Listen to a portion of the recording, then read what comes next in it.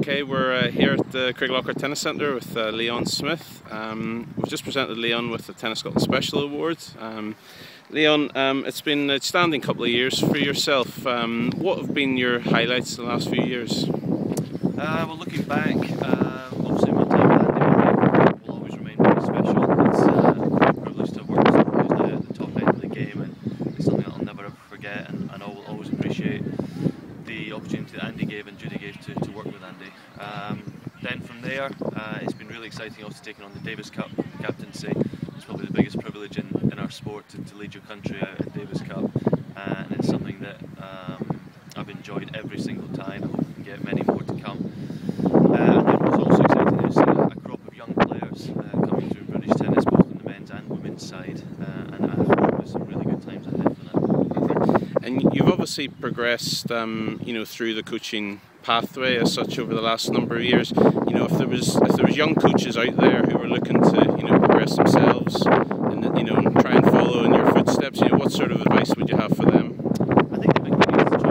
I was in the start of my career trying through a variety of different projects in tennis. So did some club coaching, some mini tennis, adult programs, and then slowly started to get some opportunities in performance coaching. And when I got that opportunity, it was a question of working as hard as I could and being willing to learn. That was a big thing, and I still do that.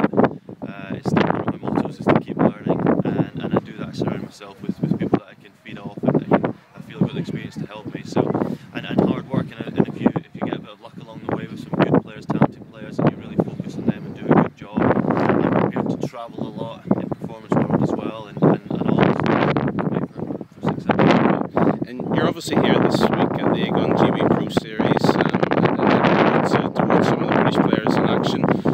What memories do you have going back of coming here as a coach, to the Craiglockhart Tennis Centre, and are there any special memories that sort of stand out? Yeah, I remember Andy playing here when he was very young, about 15 years old, and what it does is provide some great opportunities for the younger players to play. We've seen a number of good players come and play for Craiglockhart in the last sort of 5 to 10 years of it hosting here, even when they had the indoor tournament as well. So it does provide wonderful competition, especially with the younger players who are coming through. Yeah, and how important is this tournament such as this, for the young players? And we've got some young Scottish players on behind you here today. How important is this to give them an experience, close to home, but against, world ranked players? It's really important. That's why, British tennis now trying to ensure that there's a number of AEGON Pro-Series across the UK and including Scotland. Players like Maya Lumsden and Anna Brogan who are here this week, 14, 15 years old, getting their first taste of what pro tennis might look like at the first rung of the ladder, so they can go play and feel what it's like playing against some world ranked players. And what they'll probably find at this level is that they're not that far away.